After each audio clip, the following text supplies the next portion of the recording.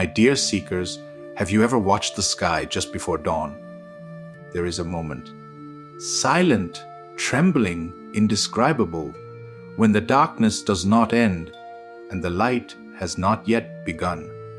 A moment where everything seems uncertain, suspended, questioning itself. It was in such an inner twilight that a seeker once entered the small, smoke-filled loft of Khetwadi where Sri Nisargadatta Maharaj taught. His face carried the same question. The sky holds at dawn. Who am I really? And why, if I am meant to be boundless, do I feel confined to this tiny body, these fears, this restless mind? When he finally sat before Maharaj, he could no longer contain it. His voice cracked slightly as he asked, "Master, if I am the infinite, why do I feel so small?" Maharaj looked at him the way only he could, straight, simple, and burning through illusions, as if looking directly at the root of your being. He did not rush, because truth does not hurry. After a long pause, he said, "You feel small because you take yourself to be what you are not. You are looking at the infinite through the keyhole of a personal identity and then complaining that the view is narrow." He once said something similar to another visitor. You are the limitless ocean, dreaming itself to be a wave. And in this small loft, where incense mixed with tobacco smoke, that statement was not poetry. It was a direct call to wake up. The seeker frowned, trying to grasp these words, but before the mind could collapse into doubt, Maharaj continued. "Understand this clearly," he said. "You do not become the infinite. You only stop imagining that you are small." And this was exactly how Maharaj taught. He destroyed more than he constructed. He removed your false walls rather than handing you new definitions. He pulled the rug out from under your assumptions so you could fall into what is eternally true. The seeker asked, "But Master, why is this imagination so strong? Why does this sense of me, this tiny person with its needs and fears, overshadow the truth of what I am?" Maharaj leaned forward slightly and replied with the intensity that so often shook his listeners. He said, "Because you never question the experiencer. You question the world, you question people, you question circumstances, but you never question the one who is suffering. And the moment you turn your attention inward to this question, who is feeling small, the illusion begins to crack." He had said many times, your only mistake is that you take yourself to be what you are not. Stop this, and what you are will reveal itself. And he said it not as philosophy, but as diagnosis, precise, merciless, liberating. The seeker hesitated, struggling between faith and confusion. He said softly, "Master, when I look at myself, all I see is the body, the mind, my thoughts, my concerns. How do I see what you are pointing to?" With a sudden firmness, Maharaj replied, "Look not at what appears. Look at the one to whom it appears." This was the very heart of his teaching, repeated in that little room again and again, not because he wanted to be repetitive, but because the truth is simple and the mind endlessly complicates it. He once told a man, "I point only to the source. Stay with the sense, I am, and everything false will drop by itself." So he guided this seeker in the same uncompromising way.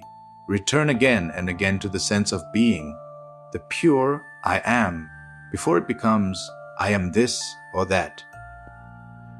The seeker's eyes softened as something within him began to settle. Yet he asked, "Master, I try to stay with this I am. But the world pulls me back into smallness. Responsibilities, relationships, emotions. They all make me feel limited. Maharaj gave a half smile. The world pulls you back only because you still believe it can. What drags you down is not the world. It is your attachment to a false center. You call it me. This me wants comfort, recognition, safety, and so it feels small. But the pure sense of being within you has no such needs. It is infinite by nature. Then, as he often did, he spoke in that direct, unforgettable tone that cut through all sentimental ideas of spirituality. You are not the one who feels small. You are the one who knows the feeling of smallness, and the knower is always larger than what it knows. Many people had heard him say variations of this, but here it hit the seeker like lightning. For a moment he simply stared, as if the words had rearranged the architecture of his inner world. Maharaj saw that something had landed, so he pressed further. When a cloud covers the sun, does the sun become small? No. Only your vision is obstructed. Similarly, the sense of individuality is just a passing cloud. You are the vast sky of consciousness in which it appears. This metaphor he had used many times, and always with the same unshakable conviction, because he wasn't offering poetry. He was describing his direct experience. The seeker felt tears rise, not out of sorrow, but out of a strange recognition. Somewhere within him, a forgotten memory was awakening. He whispered, "So the smallness, it is just a feeling." Maharaj nodded. A feeling, a thought, a belief, nothing more.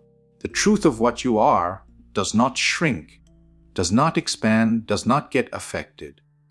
You, in your essence, are the infinite. Not metaphorically, not philosophically, but literally. And you feel small only when you look at yourself through the lens of the mind. And here, Maharaj tapped his own chest lightly and said, "Stay with what you truly are, the pure sense of being. Let the mind do what it does. You remain as the witness." The seeker closed his eyes for a moment.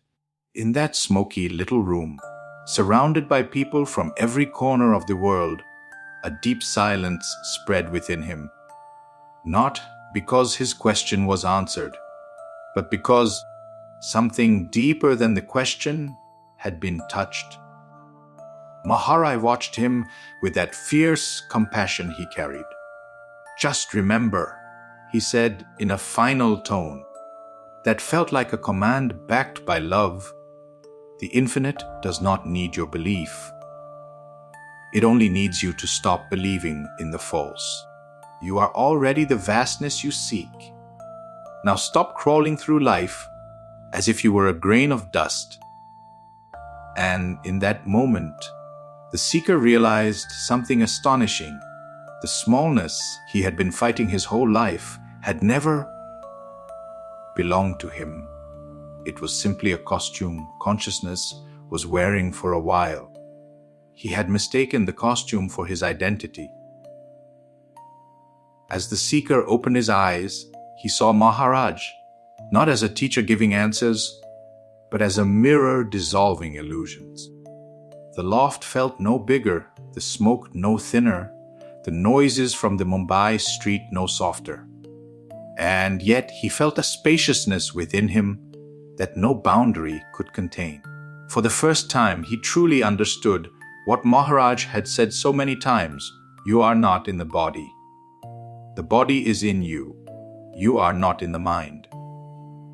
The mind is in you. You are the infinite in which all appearances come and go." The seeker bowed, not to the man named Nisargadatta, but to the truth he embodied. And somewhere deep within, the infinite bowed back. Like, share, and subscribe to my YouTube channel, Eternal Life.